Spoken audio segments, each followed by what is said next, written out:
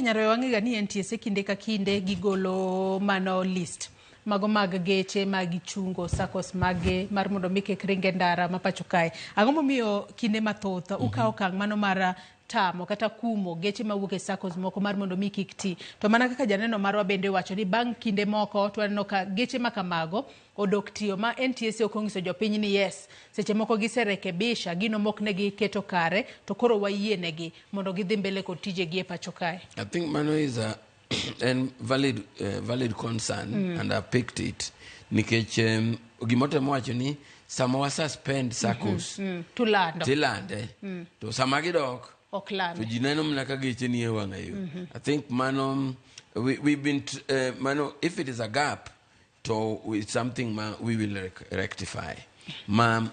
Goyo turumbet sama ogolgi gi sama gidok ni adieri gari makama nyocha no bedo suspended at Sacco makama adieri koro yen. Of course samwa duoko gi wimiyo gi nyaka barua of authorization to go back, but gimotemo wacho kanyo ni is missing ni public is not notified ni gari ni Sacco makama koro yen doke ngowa eyo. I think that is a point, ma'am. We'll have to have picked it. We'll have to look into it. Mondomi, for the safety and awareness of the public. Adiri public seche moko innocent ni Sacco makama obedo suspended, do not use makendo jishan kata mna gechegi. To bank samoro jumbe samoro they have truly they have met the requirements, they have complied. To gin ga requirements ma kata gin gik mage ma seche moko mi ukumo Saccos. Okay, Sacco, the requirement of a Sacco sani nyakibet a Sacco must have at least 30 vehicles. At least 30 vehicles. Inyalo yudo Sacco ka geche moko osewuok odong kata gigeche apar. Mano, that one does not qualify to be a Sacco. So it can be told they add gimany geche or chopra dek koka mano to ginyalo bedo suspended. Or inyalo yudo ka Sacco moro osebedo geche ne osebedo frequently involved in an accident.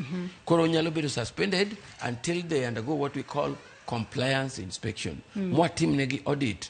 Drivers bende gin licensed. Conductors, are they conforming? Geche gigi, do they have valid inspections? Do they have speed governors?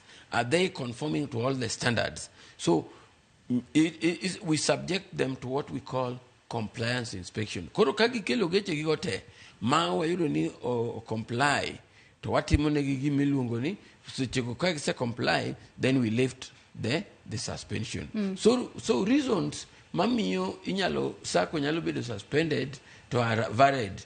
Example, kaki winja wacho, the number of vehicles, frequent accidents, they don't comply in terms of drivers, in terms of conductors, in terms of roadworthiness of the vehicles. Magote are some of the things why we subject Saccos to compliance inspection or can lead to suspension when they fail to adhere to those regulations. Toka wang'iyo kata